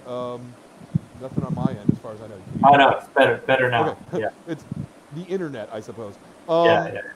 Obviously, this is not autobiographical per se, but how how much of this are from people that you could point, not to point to, but like, do you know someone who's a chef, or do you know someone who was specifically trying to be a rapper or graffiti artist in this environment? I certainly know people who are trying to be graffiti artists in that environment.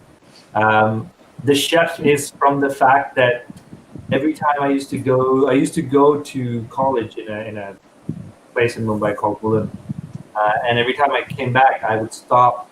It's an off-road stop for cargo trucks taking materials into Mumbai. So there's a truck stop there, and these sort of Indo-Chinese food vendors, they put out in their carts at that truck stop. And because I would go by that truck stop every day, it was a thing where all my friends and I would stop and we would eat at this one vendor's cart. And just because you're there, and I suppose this is part of the nature of being a writer, is you are listening and you're observing and you're taking in things, not because I intended to scavenge them for a story, but it's in my nature. So I don't know this person, but I can point at him if I see him and go like, that's the guy whose stories I based this on. So that's part of it. I think a lot of the locations. So for example, Jay's grandmother in the second chapter is based off of the old lady who used to babysit for my parents when they would go out for work. I would go to school and I would go to this neighbor's house, and I call her Raji, which is what Jay calls her in the chapter as well. So that's very much a real person. She's passed away now, but that's very much a real person I could point to. So it's a mixture of all things in a lot of ways. Yeah, a lot of these friends. So there's a theater in the last chapter that they all go to and they watch movies in. That's the theater I used to cut classes from college and go to with friends. So there's certainly locations and people that are very much from my experiences, but equally there's also things that are just amalgamations of people and places that I've observed. Yeah, and in terms of the art, Anand, how are there friends and family represented in here for you? Is it just the kinds of people we see? Are they completely new faces?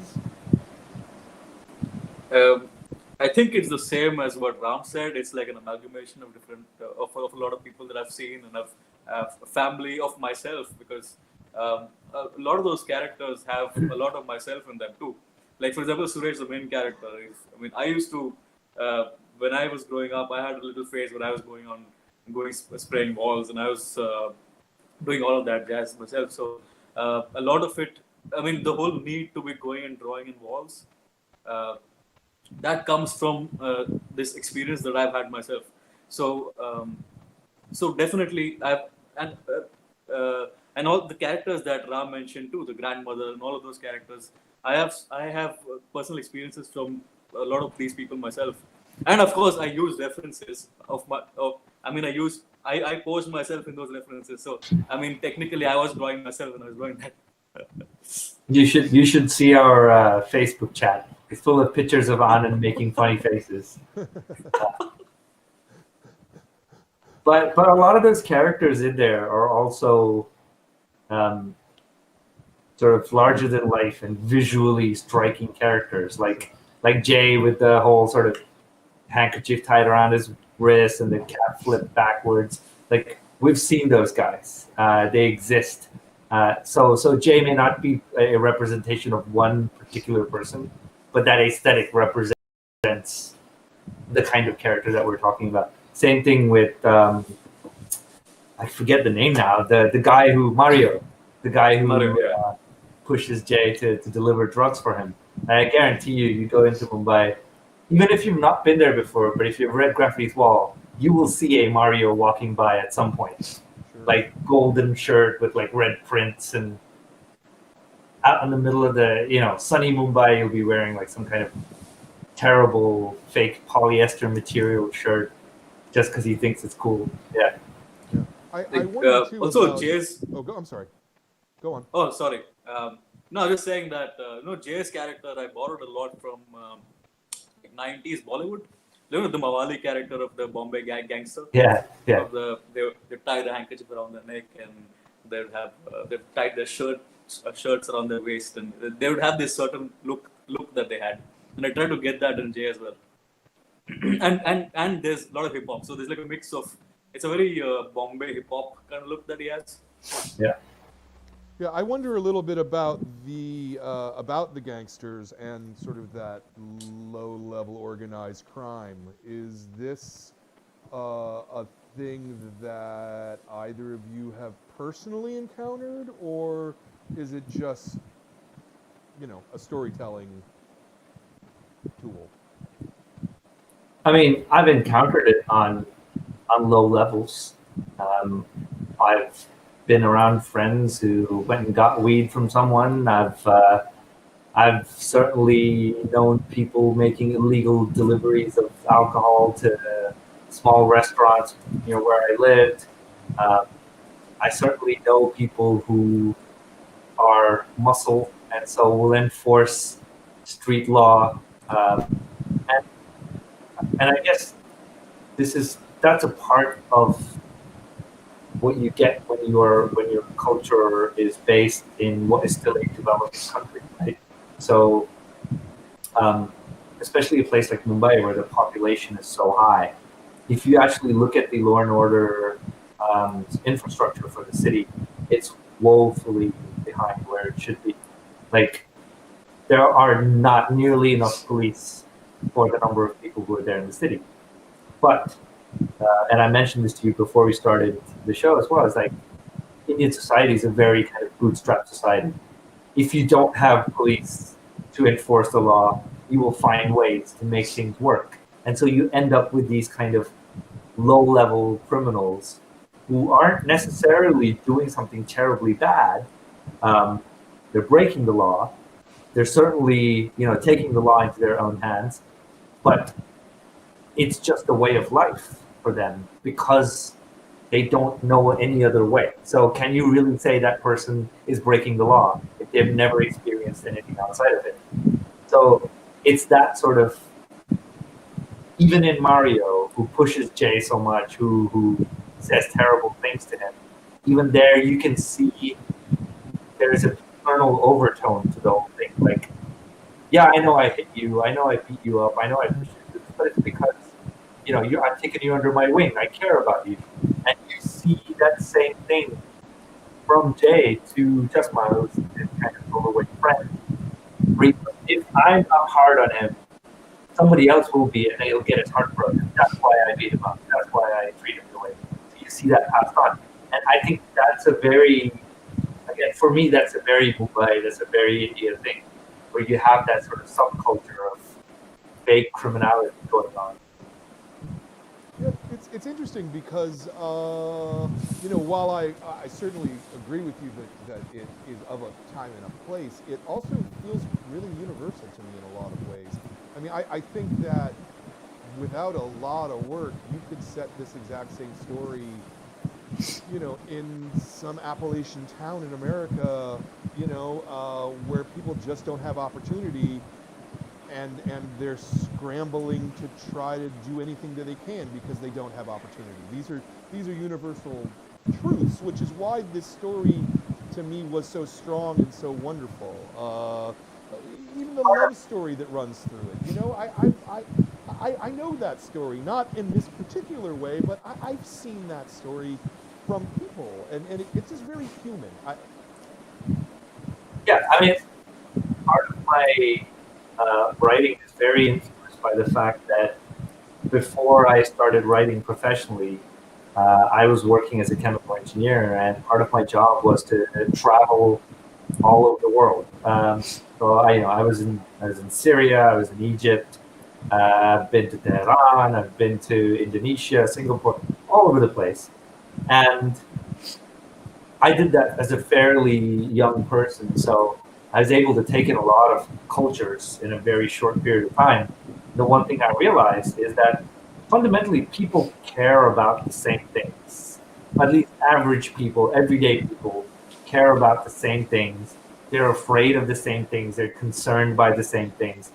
And at least to me, really, what this kind of fiction does is I don't know what it's like to grow up in, an Appalachian town in the States outside of what I've seen on TV. But that's a fiction, and that speaks to me. And so when I'm writing this fiction, I guess in some way our cultural signifiers are having a conversation, trying to explain to each other what it's like, without me ever having been there or that specific person ever having been to Mumbai.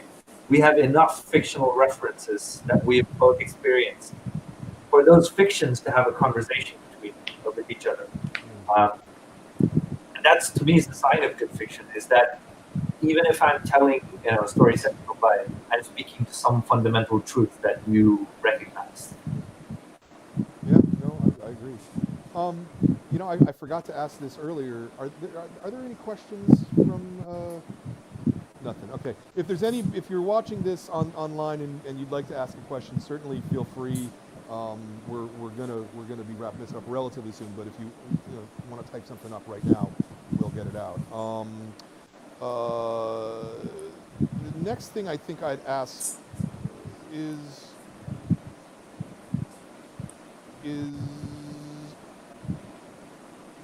actually I don't know what I want to ask next. What you guys are working on another book together, yeah? Yeah. We're doing a book called Blue and Green, which is set in America, both modern day in 1960s or late 1960s New York.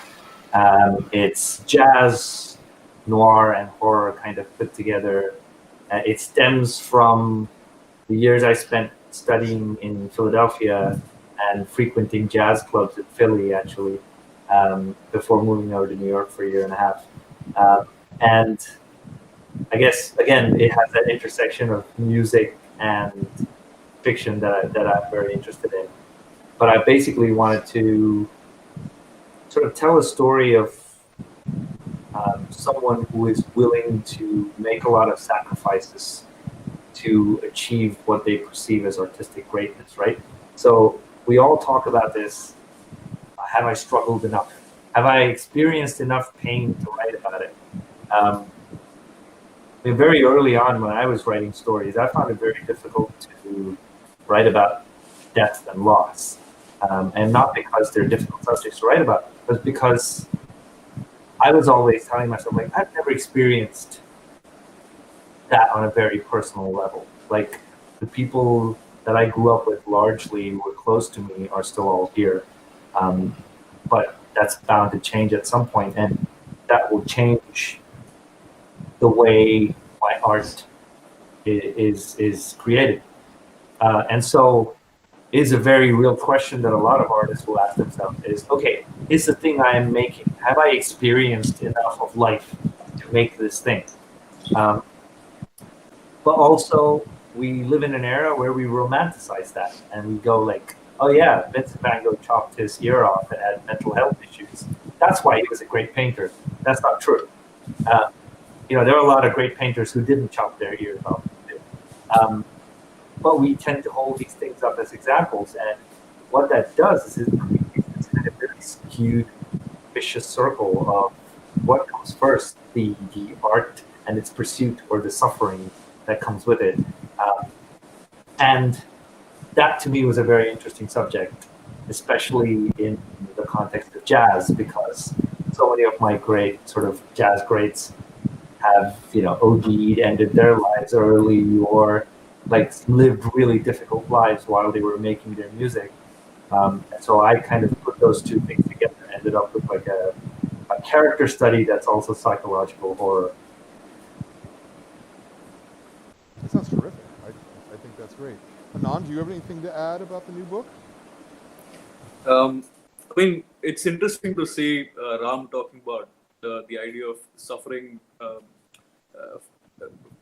artistic suffering, right? Because I was going through a very similar phase just before I started drawing blue and green as well, because I was a little bit obsessed with examining the idea of human suffering and whether art should, good art should have to go through a period of suffering to be able to be good art.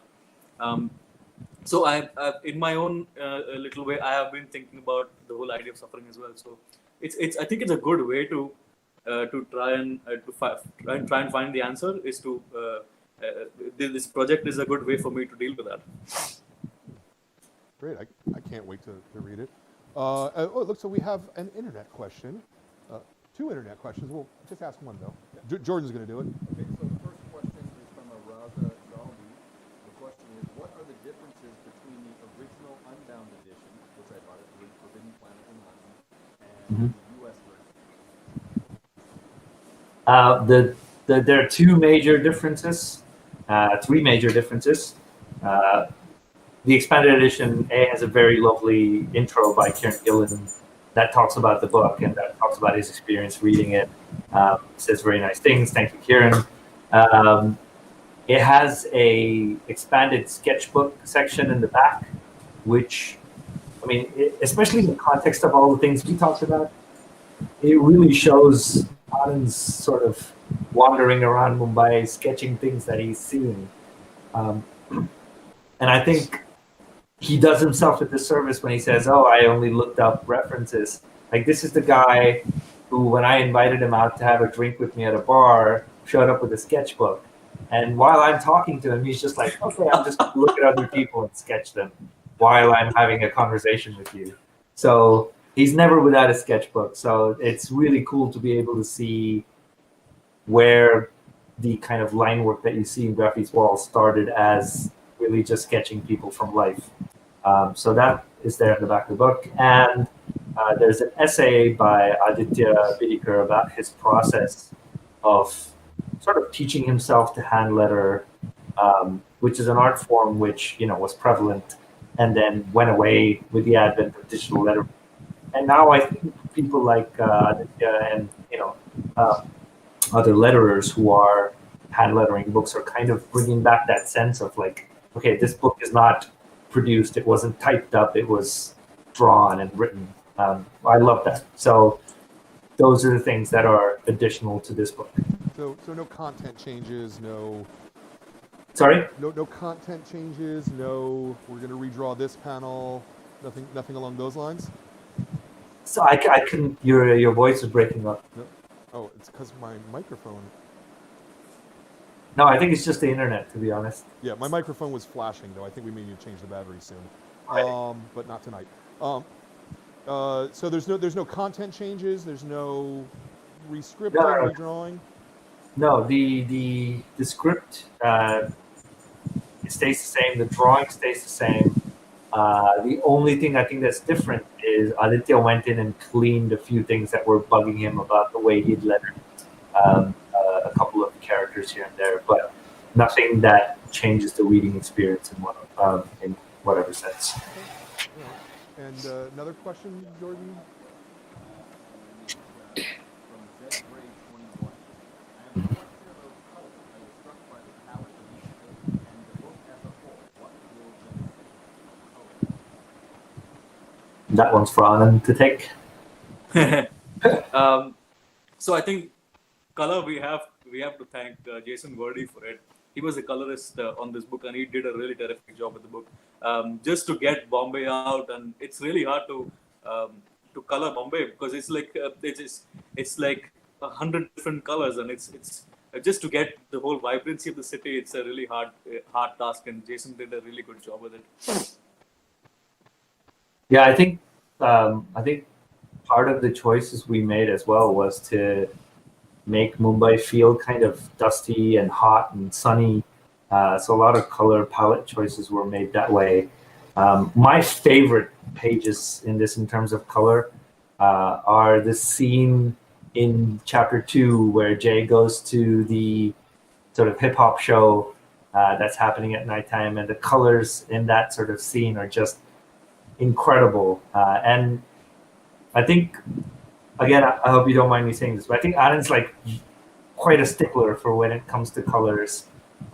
We knew we wanted to do this in a really flat kind of sense. We didn't want to over render any of the stuff, and so it made the job that much harder in a lot of ways to build depth and contrast when your colors are still flat, and the way kind of Anand and Jason and also early on Irma Nivilla, a few pages, the way they kind of interacted and worked together to arrive again at a final product that is Anand's inputs as well, and then colors work as well. I think that's why the colors are the way they are. Yeah, no, it's a great palette, and it feels very real to me. Okay, so let's start to wrap this up. Let's ask this question because this ends up being a whole series of video interviews over time, trying to learn about comics, trying to teach about comics. What would be the one piece of advice that you would give someone who wants to do comics? If you could, from your point of view, let's start with you, Ram, as a writer. Finish work, and this is not just specific to comics. The number of writing is a very easy thing to do, in that all it takes is that you know a language and then you have a surface to put down words on. So it's very easy for someone to say, I want to write this, or I have a story, or I have an idea. The real difference between professional writers and people who want to write things is the recognition of writing as a craft.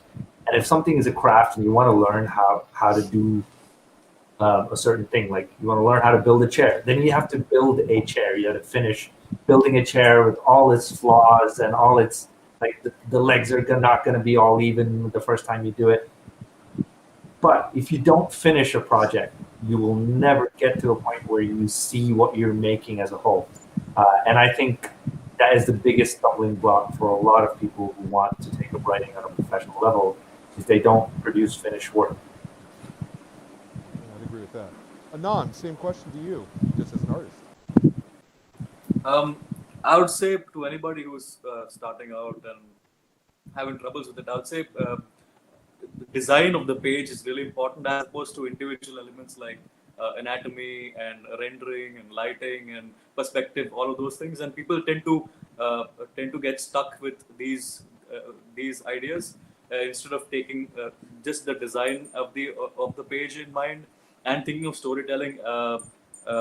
And putting the design together to fit the storytelling and thinking of storytelling as the most important aspect of the page.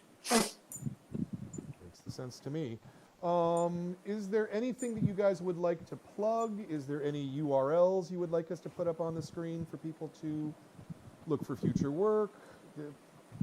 Do the open plug now if you've got something. Yeah, I'm most active on my Twitter handle, which is the right Ram. Spelled RIGHTRAN. So most of my updates go up on there. I'm very active on Twitter. I'm very terrible about being active on any other social media. So even if you find me on other places, I'm probably better on Twitter than anywhere else. As in terms of projects, yeah, we've got Blue and Green coming out from Image. There's lots of sneak peeks of it that I keep putting out, so feel free to have a look there. We're also doing another music-based project called Radio Apocalypse that's coming out from Vault. And that is, I guess the best way to describe it is, the idea came to me when I said, if the world were to end next week, what would I put on a mixtape? So it's a story of the last functioning radio station on the planet. And it's based off of songs that I love. And these are projects that we're both working on together. Great. Do you have anything, Anand, to plug yourself, or where to find you? I'm on both Instagram and Twitter on AN_ANAND RK. That's it. I'm more active on Instagram and I keep posting work in progress. Very good. Very good. Well, I for one, cannot wait to see more of your guys' collaborations. I think that Grafity's Wall was a fantastic book. Real characters, real feeling places, universal truths. It's everything that I want in comics. And you know, reading work like this just makes me happy to be selling comics for a living. I genuinely think that. And I really, truly want to thank both of you for producing this work, and also for being willing to talk to us today. I mean, Thanks so much, and the thing I love about the thing I love about sort of making comics is how close everyone is in the industry once you're kind of working in there. And like Anand and I wouldn't be working on our second, third, and however many books if it wasn't for people going into comic book stores and picking books up, and if it wasn't for retailers like you who go out of their way to highlight books that might otherwise, not be in the general discussion, if you will. So Grafity's Wall has had a super interesting journey. Started out as a book published locally in the UK, then editors at Dark Horse saw it, picked it up, and it's mostly thanks to people like you and your readers who appreciate the book and talk about it. Yeah, well, it's the kind of book that I want to talk about, so Right. it works out for everyone. Any final words? I guess just the only thing that I always say about this book is I want to keep doing this. Every year I try to work on one project that, don't get me wrong, I love writing spaceships and superheroes and all that stuff, but every year I try to do one project that is kind of investigating things at a lower volume so we can actually look at what it's like to be the people that we are. And hopefully I get to continue doing that every year. So expect to see more work like this from both me and Anand. Excellent. Well, thank you guys both. Thank you guys both again and again and again. The book was Grafity's Wall. If you're sitting at home, you haven't read this book yet, it's a book you gotta read. Jordan will hopefully be putting up the URL for our web store that will sell you one. And hopefully, hopefully Customs will free up the book plates at some point. They did a signed book plate, which is sitting in Customs right now, which is why we don't have the book plate yet. But as soon as that comes out, we'll get that out to everybody and include it with future copies of the book. Again, the book was Grafity's Wall. I want to thank Jordan Willix for doing the show and helping us run this, because I couldn't do this by myself. I want to thank our sponsors at The Beat, for being a great comics website and helping spread the word. I want to thank all of you viewers at home, and I want to thank Ram and Anand for coming and talking to us. The book was Grafity's Wall. We'll see you next month with another terrific book. And take care until then. See you guys. bye. All right, we're out. Very good. Excellent. Woo, that was fun. Thanks a lot. I hope you guys had Your fun mic's out. and thought that was a good conversation. Brian. Oh, I can't hear you. oh, I'm sorry. Because I keep Oh, turning there the you thing are. off to save the Yeah. battery. I hope you guys had fun and thought that was a good conversation. Yes.